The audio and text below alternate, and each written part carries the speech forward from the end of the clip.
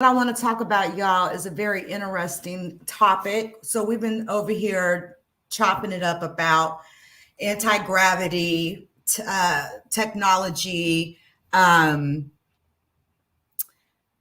UFOs, right? Aliens, hybrid creatures, all those sorts of weird type of topics, right? But I've been doing a little bit more research into this Mercury or this Serum 525 that is like this mystery serum that was apparently, and there is some drawings of this, and there's also uh, a lot of talk about America somehow getting their hands on this particular device or machine, which is called the Nazi bell. And basically, the Nazi bell, it's shaped like a bell, which is where it got its name from.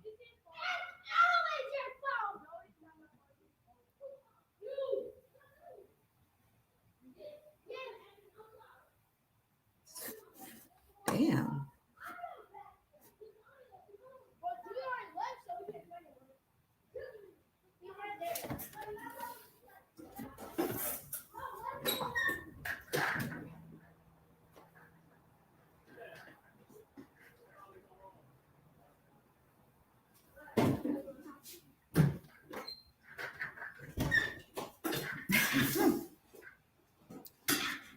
All right, sorry about that, kids. Okay, so this little device or whatnot is called the Nazi bell, and let me tell you a little bit about this mystery bell. And basically, inside of this, it's made of a very, I'm going to describe the metal here in a minute, but inside of this machine is some cylinders that contain this fluid or this serum, which is almost, it's like a metal. Almost, if you've ever seen, or if you can think back and remember maybe videos you may have seen of mercury, when mercury is in its liquid form and it's like a moving metal, and they're somehow able to move these cylindrical containers in a way that has anti-gravitational properties. So essentially, being around this device seems to generate some anti-gravitational type properties. Yes, like floating, you essentially would be able to float because it creates like a bubble. But there's also some other things that it does too that have been described in some writings that have been found over the years. And America actually hired or brought over even and gave a green card even and gave these people citizenship, these German scientists who worked on this technology for the country of Germany around, the World War I, World War II, or whatnot. Now, there's also a group of scientists that were killed because of their work on this device. And yeah.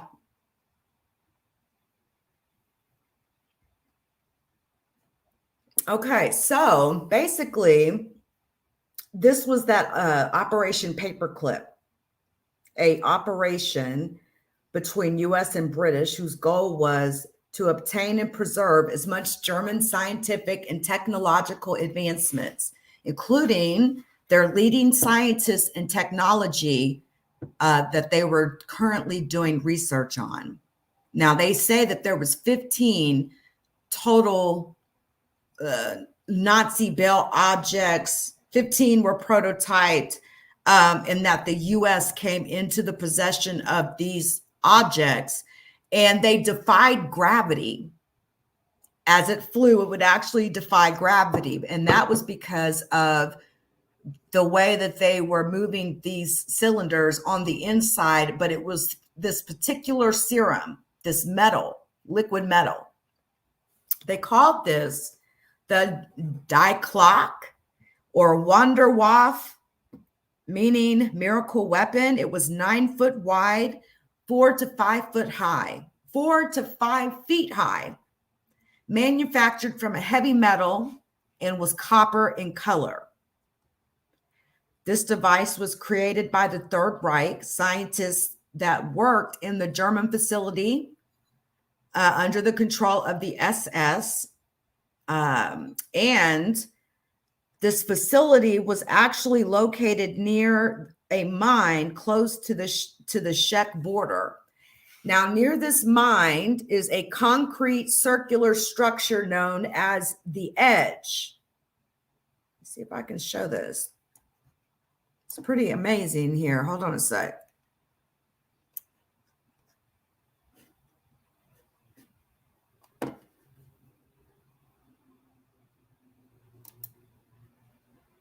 I'll show you a photo of it. Right there. That's actually still there. Now, this circular structure known as the Edge could be the remains of a cooling tower. They believed, or it is believed, that it used to house the Bell object, the Die Glock, due to the iron rings that circled the top of the concrete structure, leading people to believe these iron rings would be used to tie down the Die Glock as a form of docking station. It's unclear how this device propelled itself, as its fuel source was Serum 525. But many believe that the cockpit was circled by an adjustable wing vane, and adjusting these vanes during takeoff and flight would control the speed and direction of the craft. Now, this Serum 525, it glowed either violet or red and was derived from blue almasi and agondium, both of which were mined from Mount Kenya, and was highly radioactive. So these are actual minerals they're mining out of the earth. And you know, Africa is the most mineral rich continent in, it's not, is it a continent? What would they, you know what I mean, in the world.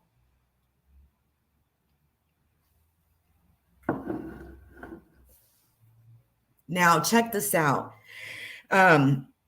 The Serum 525 was stored inside 2 counter-rotating cylinders, which enabled the device to have anti-gravity properties. During use, Die Glock had an area in which, so this is around it, crystals would form within animal tissue, blood would gel, and plants would turn into grease. Due to the fact that this device had anti-gravity properties, many believed that the bell could travel across time, okay, and allow Nazis to fly into space. And there's even some crazy stories about the Nazis using this device to go to various points in space. Believe it or not, there's some conspiracies like that. Now, some of these conspiracy stories consist of a large group of Nazis that fled to Antarctica before being captured, while others got so far to believe that Nazis made contact with extraterrestrial life in Antarctica, and that there's a community of lizard people living in Antarctica. This extraterrestrial life was reported to have the same values and even dressed and portrayed themselves as Nazi soldiers. But you know what they say about those reptoids? They have the ability to create this whatever hologram-like.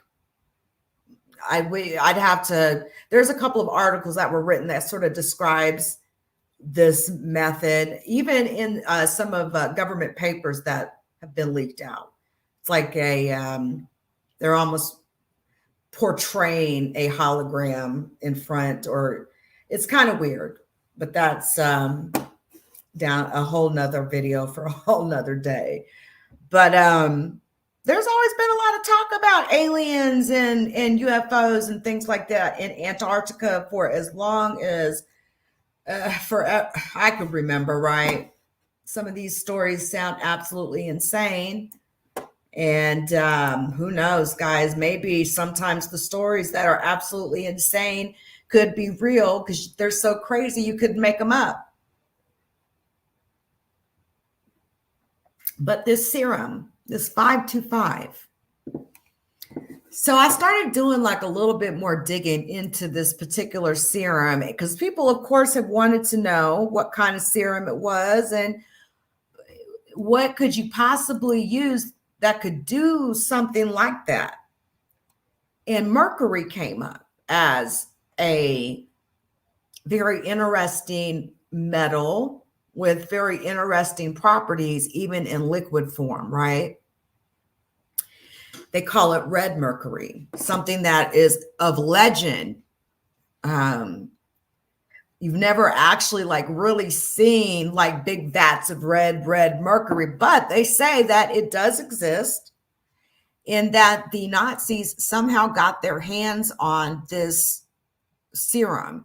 Now, if you think about some of the things that Bob Lazar talked about in, the guy that did that expose on the news all those years ago and exposed Area 51 and Groom Lake and S4 and said there were 9 crafts that are under government control that we are literally reverse engineering. And the elements like element 119, how there's no source of this element anywhere here on earth, but somehow, how do we have a metal here that seems to be of this element that was actually stamped on the periodic table a few years ago? So when Bob Lazar actually talked about element 119, what is it, UUP, I believe, on the the periodic table. He talked about this, and this was before it was even on the periodic table. But as the years went on, if you kind of study the periodic table and how scientists classify elements, the way some of these elements come about, like element 119, is like a natural progression on the periodic table. And it's hard to describe unless you're kind of into that shit really deep. But just imagine some of these strange things we see that seem alien to us, like moving metal, liquid metal. It's quite interesting, actually. And hold on. It got me down a rabbit hole, okay, of looking at experiments with things like mercury, just to see, has anybody tested this to see if this is really true, that it has any sort of anti-gravitational properties to it. And people have tried, right? And there are some very, very cool ass experiments here, okay? So give me just a second now. Give me just a second.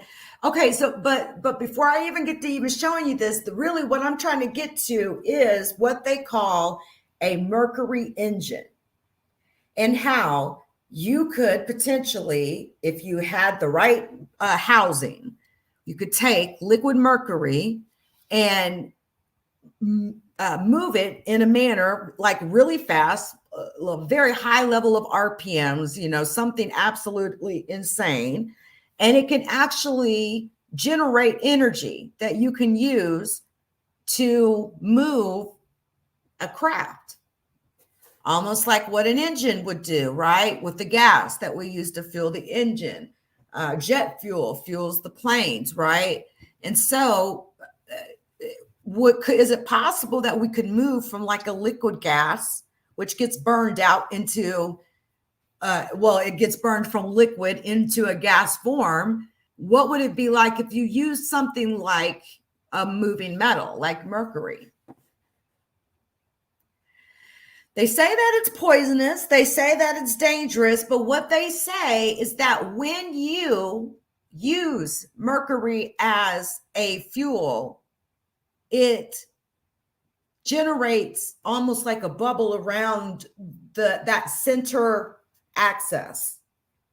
and creates like a bubble that defies gravity. So check out, I just want to, now I don't know what this guy did, but this video went absolute viral, okay? And I don't know what he used to make this particular little prototype, but he has somehow made an anti-gravity device, and it has no sound. So imagine something on a larger scale. Coming in right now at Third Phase Moon, and it's live, and we wanted to share what's coming out of Russia. And apparently this Nazi bell was on that larger scale. His garage, and he's working on this, and he allowed and us imagine to being able to use this device right now to move from one point on the earth to another point on the earth. You're about to see Alex in a fraction of time. He's working on properties, or even being able to fly it, just being able to use that housing and building a bigger housing over it, which would be your craft, and being able to use it as the actual engine to even hover a craft. To even be able to use it and harness the energy out of it is what makes it amazing. Here at Third Phase Moon. He says from his garage, he engaged in non-traditional experiments that go beyond the standard science, esoteric alternative. And out there in Russia, y'all, they do some weird, even the laws of what they allow and disallow are completely different from America, right? But check this out. This video, and we said, hey, we got to share this on Third Phase Moon. And Alex was so fast in his response. I think within a couple hours, I can't believe that I'm not even subscribed to Third Phase Moon. Share my YouTube channel. They've been around for a long time, but check this out. Now, let's again take a look at his device about to defy gravity, in my opinion. Listen up.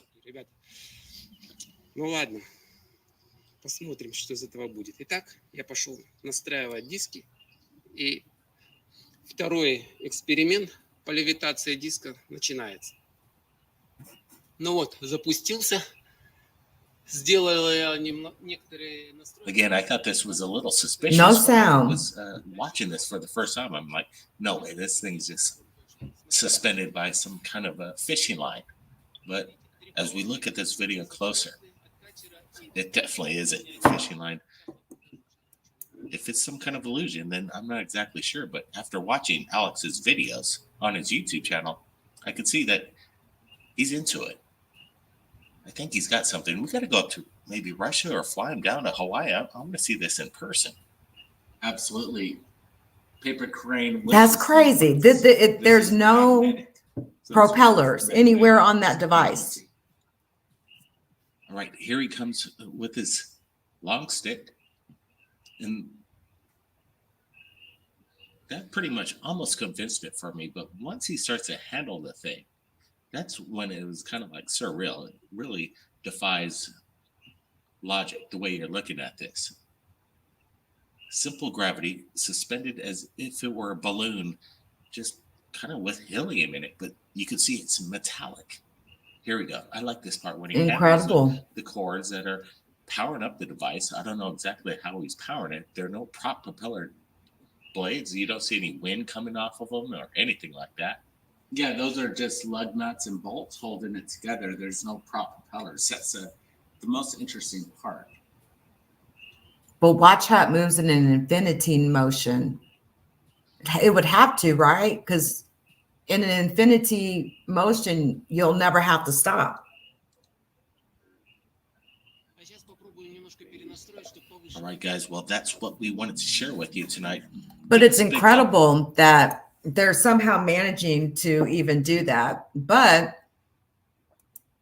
they're set. So if you do a little bit more research into what this serum is that could potentially power any sort of device, or even provide energy for any sort of device to even do something like this, you'll start noticing people talk about magnets.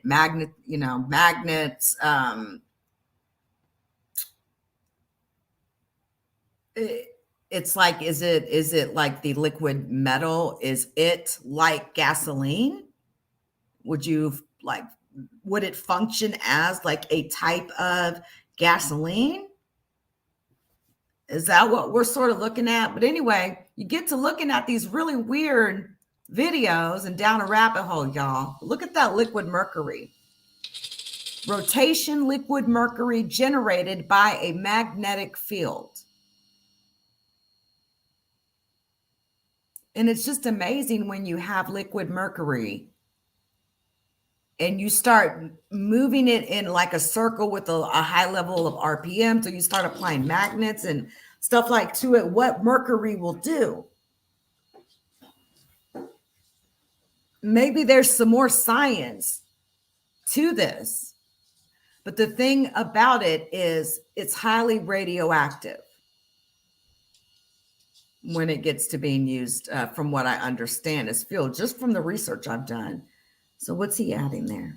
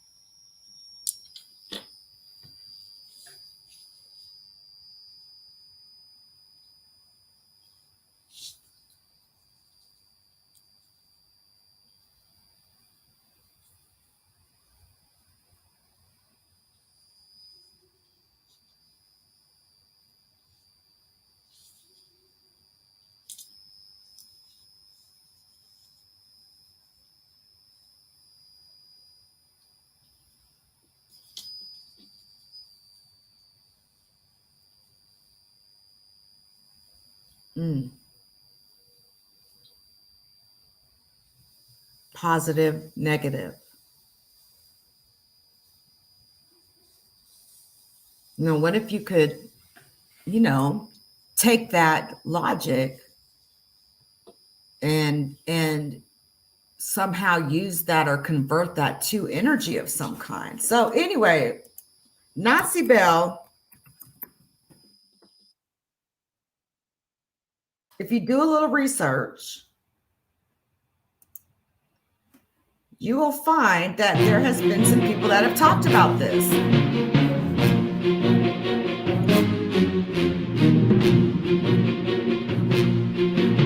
It's called Hitler's anti-gravity machine. What can I tell you about Surfshark? Well, it's fast and easy to use. It's jam-packed. These teleport between dimensions. Did Hitler doesn't keep your data? Visit the link in the description, enter the code Mark Felton to receive an 83% discount and 3 extra months for free. Did the SS perfect an anti-gravity machine at the end of World War II? Could Nazis teleport between dimensions?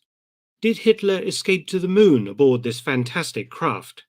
Don't be alarmed, I'm not self-medicating, but rather repeating some of the claims that have been made in the popular media and on the internet concerning a device known in German as Die Glocke, or in English, the bell, the existence of which is a hotly contested topic. As an historian, I've decided to seek out the truth behind the headlines and discover whether Die Glocke was a real machine, or whether the story is, as some suggest, bovine excrement. Die Glocke exists against a background of real history that is fairly astounding and historically indisputed. German scientists and engineers created a plethora of highly advanced machines that to a World War II audience would have seemed to be almost from the pages of science fiction. They built jet fighters like the Messerschmitt Me-262.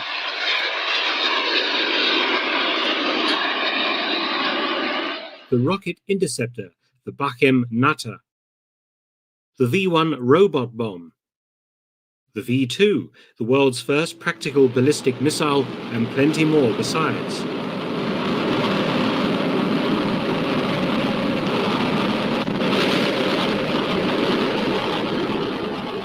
And all these weapons were built by a sinister, secretive regime that used slave labor and inhabited a world of vast underground bases worthy of a James Bond novel. In short, Nazi Germany was fertile ground for exaggerating historical truth. Die Glocke entered the public consciousness in 2000 in a book that spawned several more examining this phenomenon. all were in agreement that the man who created Die Glocke, or at least was administratively in charge, was SS Obergruppenführer Dr. Hans Kammler, the sinister head of the V for Vengeance weapons program.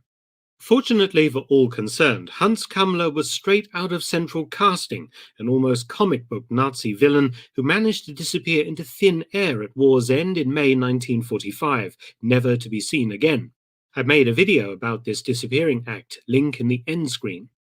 According to many internet sources, which all seem to reference the book I mentioned from 2000 and another from 2001, the SS designed and built the strange anti-gravitation craft, whose shape gave it the name the Bell, powered by a mysterious fuel called Serum 525, otherwise known as Red Mercury. Die Glocke was very dangerous and unstable, but I won't describe how it was operated, as all explanations are entirely theoretical. Suffice it to say, the bell was described as being between 12 and 14 feet tall and 9 feet wide, and made of 3-inch thick ceramic material. And just in case anyone was unaware of its origin, a large swastika was conveniently placed on the side for identification purposes. So who actually built this device?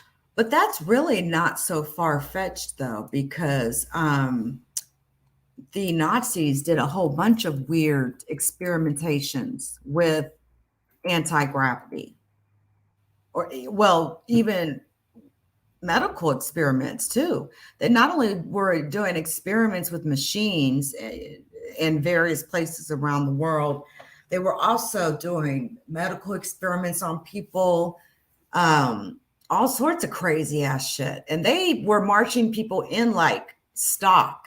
It was disgusting. 6 million people killed, 6.6 million.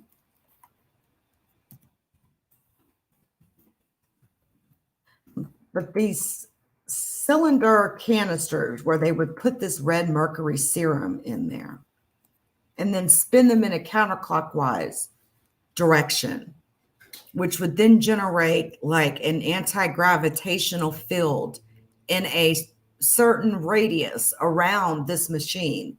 That's pretty damn amazing. Very amazing, actually. Imagine having your hands on that type of technology.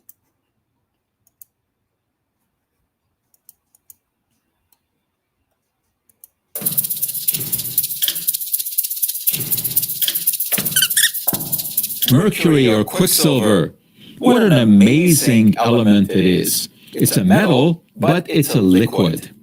And believe it or not, it was first discovered about 2000 BC by the ancient Chinese as well as by the ancient Hindus. They found that heating a mineral, which we now call cinnabar, it's mercuric sulfide, would release mercury. We understand why. Because oxygen in the air combines with the sulfur, strips it away from mercury, forms sulfur dioxide, and leaves metallic mercury behind. The alchemists were absolutely taken with this because they thought that this was the big. But y'all, alchemy is a skill, okay, that if you believe in, the Bible and you believe in the watchers, the angels that came down and taught mankind all sorts of things like how to tell the weather, alchemy, meaning what minerals they'd be able to melt in like fire, which would generate something like this. Base of all metals, that every substance that seemed to be metallic was a combination of mercury with something else. They thought that gold was a combination of mercury and sulfur. So they tried mixing sulfur with mercury. They tried mixing lead with sulfur to see whether or not when that was mixed with mercury, they would come up with gold. They tried all these things. Well, lead is still lead, and the alchemists are now dead. They never found the secret to making gold. But there are other secrets that lie within mercury. In the 11th century, an alchemist by the name of Jabir ibn Hayya, somewhere in the Arabian Peninsula, discovered that if you heated mercury with salt, you would get a white crystalline material. It came to be called corrosive sublimate. Today we know it is mercuric chloride. Well, mercuric chloride is not only toxic, but it's very corrosive. Corrosive sublimate is the old name for it. Well, it does have a medical use, because if you have some kind of disfiguration on the skin, whether it is a mole or some disease process, such as some disfiguration secondary to syphilis, if you put mercuric chloride on there, it does alleviate the condition. It can also make the skin whiter. Of course, at the same time, it is poisoning you. Paracelsus, the famed alchemist and physician, recommended mercury chloride as a treatment for syphilis. When you get to actually looking at some of these metals and some of these elements and stuff like that, it's really interesting. But then, of course, this was the, I'm going to have to say this. I am here at the because this was the experiment we were talking in the video from the other day, the anti-gravity experiment with the wheel on the end of the long bar. Check this out. Horizontally. I am here at the University of Sydney, where the mechanical engineering shop has built this incredible piece of apparatus for me. It is a 40-pound, that is 19-kilogram flywheel on the end of a meter-long shaft. Can you imagine trying to hold this out horizontally with just one hand at this end? It is impossible, okay? Now I'm gonna let go. You gonna be able to hold this at all? I hope so. Can you lift it out? Make it horizontal. Hold it. Come on, just try to. I want you to hold it out horizontal. See if you can. Hold it. Oh, come on. No. What I'm going to do is I'm going to spin this up to a few thousand RPM, and then I'm going to attempt just that, to hold it from one end and have it out horizontally.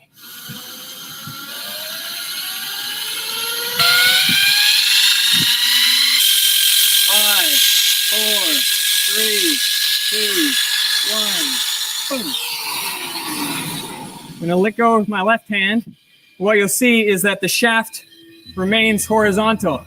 You can see it going around there. It almost looks as though the wheel is weightless. How does this work? Well, instead of pulling the wheel down to the ground as you'd expect, the weight of the wheel creates a torque which pushes it around in a circle. You may recognize this as gyroscopic precession.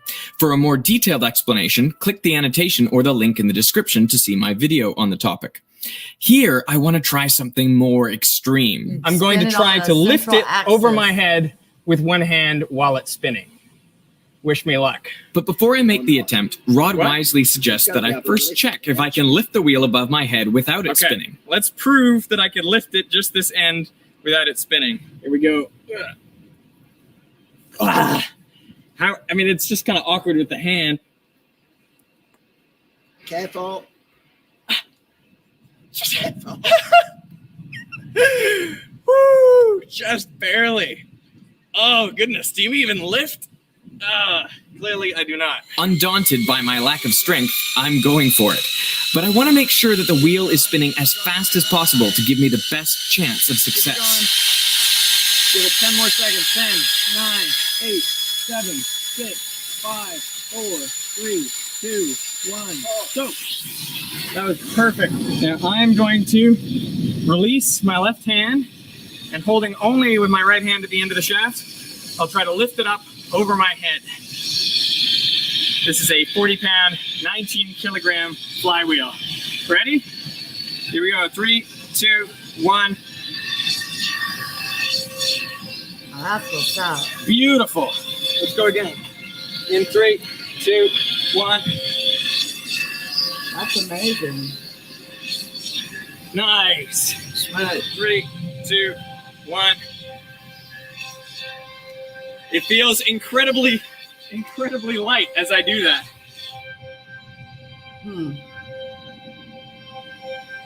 So what if you used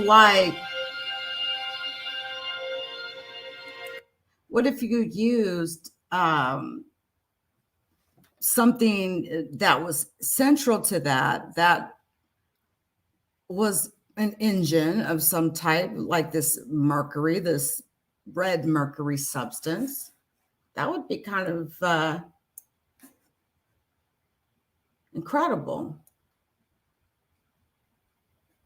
Anyway, I thought that would be pretty cool to show you guys. I'm out of here. I'm gonna go grab something to eat, get ready for this week. I hope you guys have a really good week.